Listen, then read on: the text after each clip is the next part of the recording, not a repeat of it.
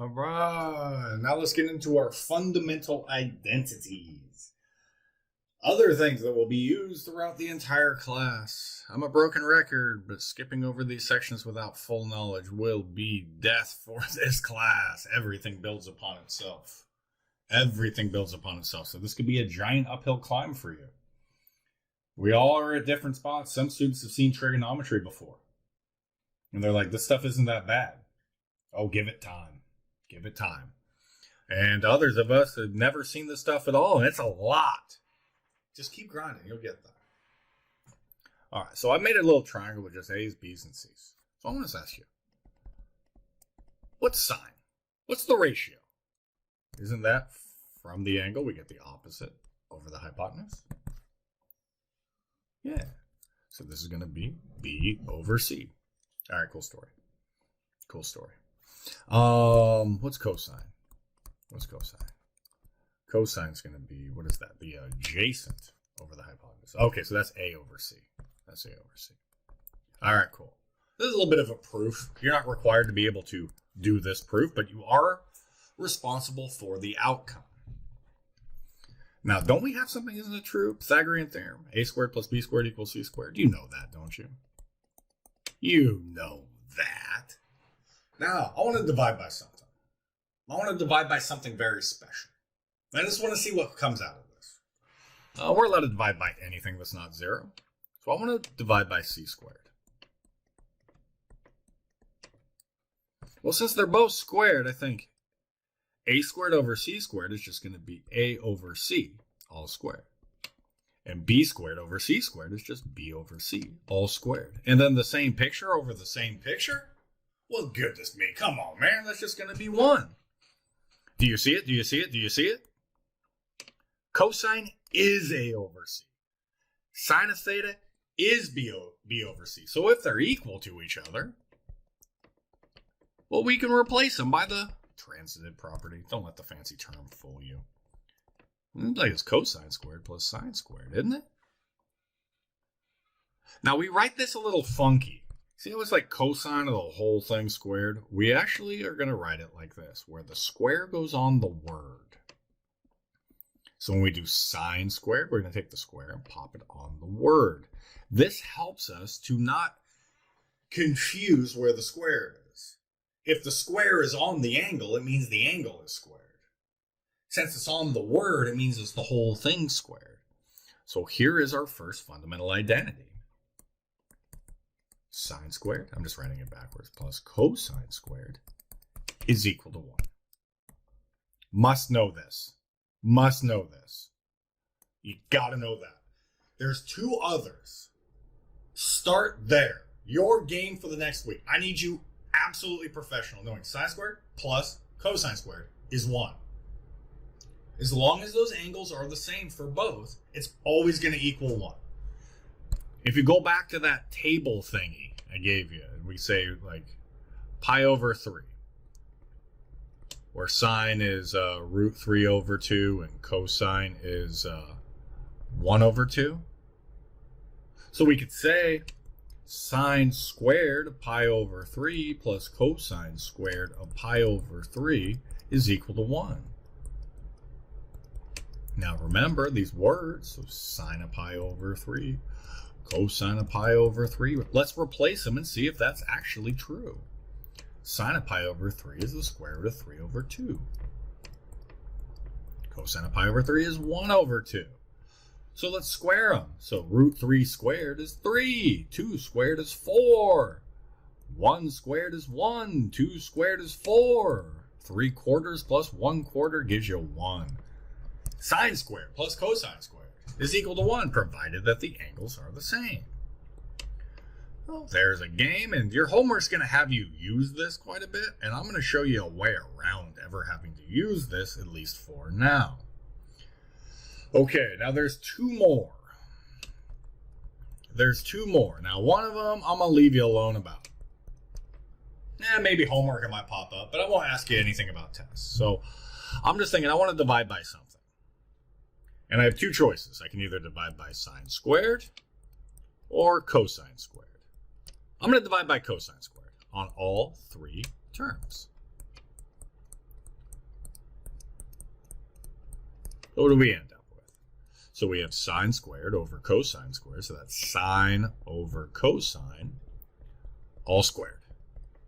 Plus same picture over same picture. That's 1. And then 1 is also 1 squared. It could be 1 cubed. It could be 1 to the 19th power. 1 is just 1 is just 1. So we have 1 over cosine all squared. But what is sine over cosine? What's 1 over cosine? This is tangent squared of theta plus 1 is equal to secant squared of theta. So there is your next one. And I'm writing them in order of importance. You start with sine squared plus cosine squared is equal to 1. And then you work towards getting it down to tangent squared plus 1 is equal to secant squared. If you don't want to memorize all these things, if you ever stop by a school, steal some whiteboard markers. Write it on your mirror in your bathroom. That way you don't have to study them all the time. It just pops up. It's the same thing as using flashcards with 0 work except for writing it down. I don't know. It's a thought. I'm not good at memorizing. That's why I'm telling you this. So that's how we did the first one. So I divided by cosine squared the first time. Now we're going to divide by sine squared.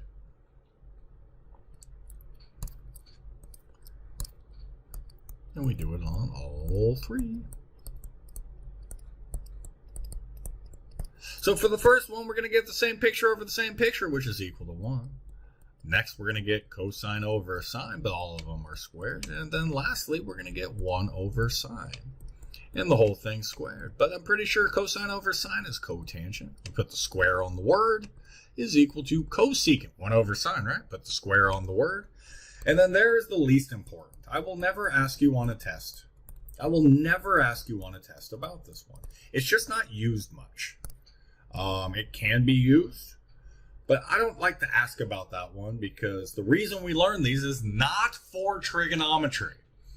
You're not taking trigonometry just to take trigonometry, unless you're one of those weirdos out there that's like, I just want to learn more about trigonometry. No, you're learning this for either calculus or for physics. You need these two all the frickin' time in calculus and physics. This one, every once in a great while. But, so we don't want to stress on that. What's in blue and what's in purple. Those are our 2 fundamental Pythagorean identities, or fundamental identities. Sine squared plus cosine squared is equal to 1. Now, this is what your homework will do with it. And I don't like this game. I don't like this game. I think this is a crappy way of doing it.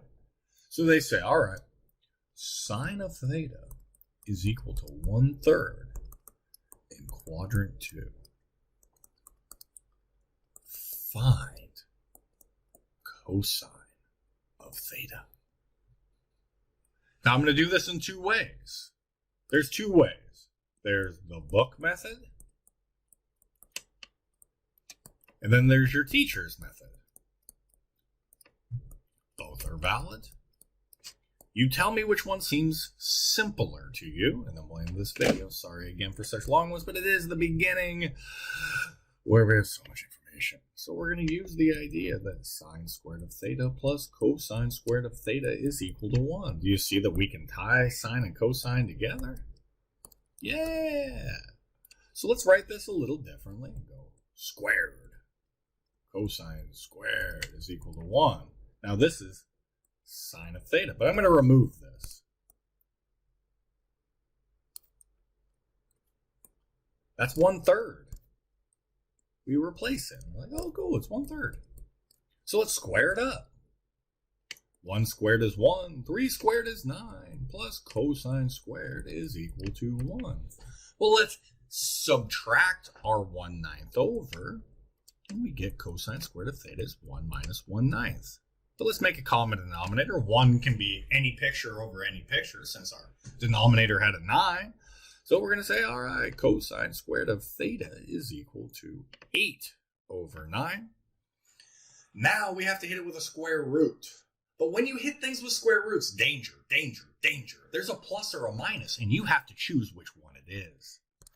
So I go and I hit this thing with a square root on both sides. I write a plus or a minus, and I find that cosine of theta is either equal to plus... What's the square root of 8? I'm just going to write the square root of 8. That reduces down, though, by the way. Square root of 9 is 3, in case you're interested.